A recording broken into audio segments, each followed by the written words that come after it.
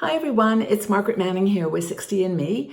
Hope you're having a wonderful day in your world and thank you so much for being here. Have you considered going back to work in retirement or starting your own business? Is this something that's been a passion for you? A lot of women in our community really do want to be reinventing themselves, and sometimes that includes a new business, but you don't feel that confidence and security that you've got the skills that are needed. So I want to talk to you today about how to get yourself, in the frame of mind, in the right mindset, based on the fact that you have got so much experience as an older woman, and you can take those that experience and those life situations into the workplace. So I want to share that story with you today. But first, my cup of tea. My cup of tea, it's mango strawberry. It's a very cool drink. It's a Twinings. They're kind of coming out with all these bizarre combinations, but mango and strawberry, it's pretty good. So I hope that you got a cup of tea or coffee, and let's just settle down and have a chat about how you can turn yourself around in your retirement years and start something new. If you're considering retiring, building your own business, I'm going to pull on an experience of someone, one of our bloggers, Kimber Westmore, who had a really difficult time turning 60. We all have different ways of approaching it. I was 59 for 4 years. And that's how I managed. I just didn't accept him. But she had a different experience. She just really felt like, she's not going to be able to make much of her life. What's the passion? What's the purpose? But she always had this idea that she would start her own business. And she used to watch that show called Shark Tank. I think it's where people come on the TV and they tell their story and what their idea is. And they want to, need some investment money to get started. And she used to watch this avidly, so that she could take notes and learn what people were buying, what the judges were interested in. And, she took matters into her own hands, which is great.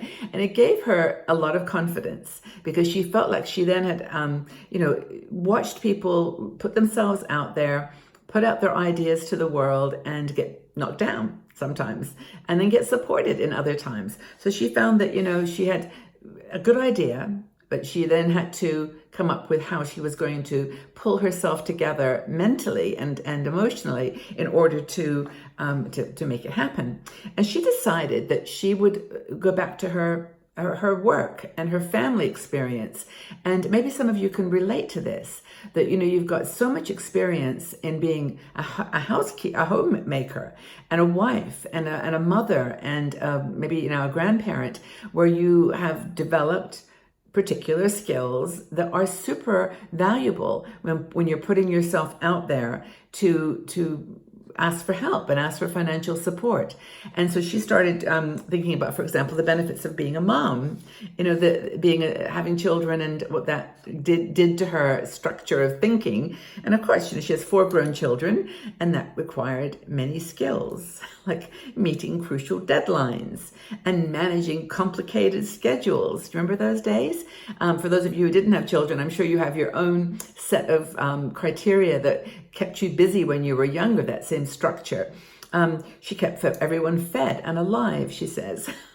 She said that actually is primarily the main concern, isn't it, when you're a young mom, is just to keep everybody alive. So she fed them, menu planning, grocery shopping, and then as she got older, it was with the children, consulting, training them, helping them to find their way, coming up with problem solving, and then providing medical help, organizing the doctor's appointments, dentists. And think of all the things that you do in a household, even if you don't have children in the household, but especially if you do. So she had pulled on the experience of herself as a mom and thought, gosh, I'm really good at helping deadlines, meeting a consultancy, negotiating, problem solving, all these things.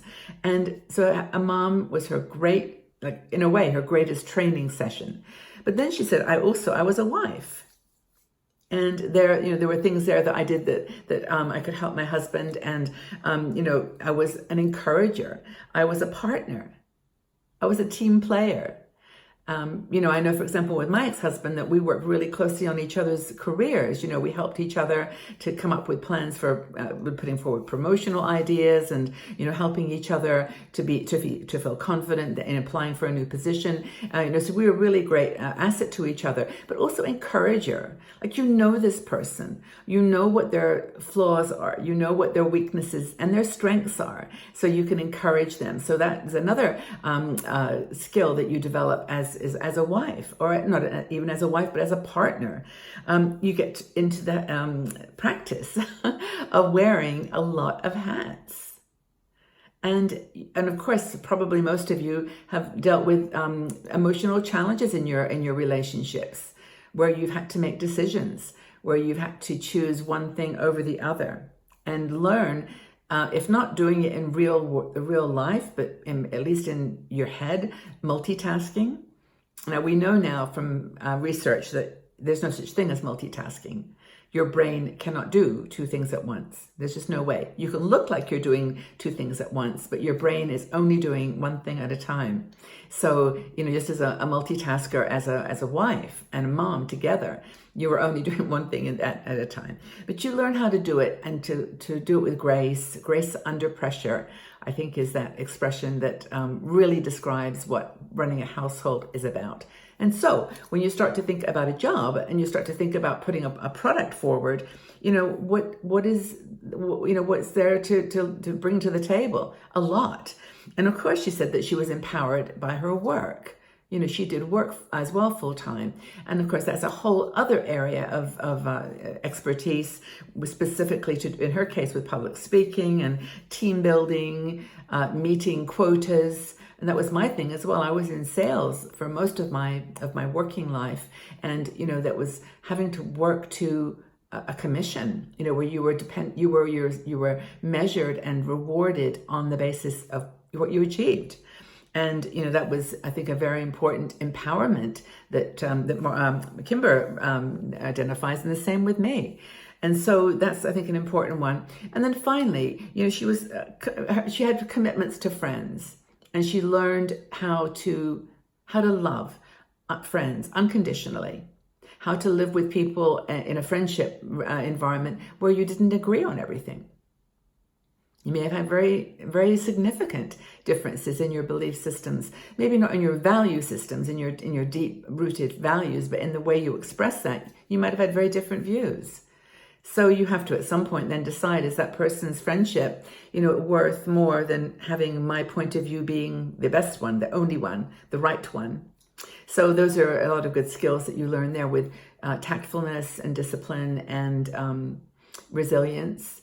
So when you look back at your job, your friends, your marriage, your mothering or caring for people, think of all the things that you've done. So she went on and she actually did do a product, and she's been very successful with her work. You can read all about it in her biography.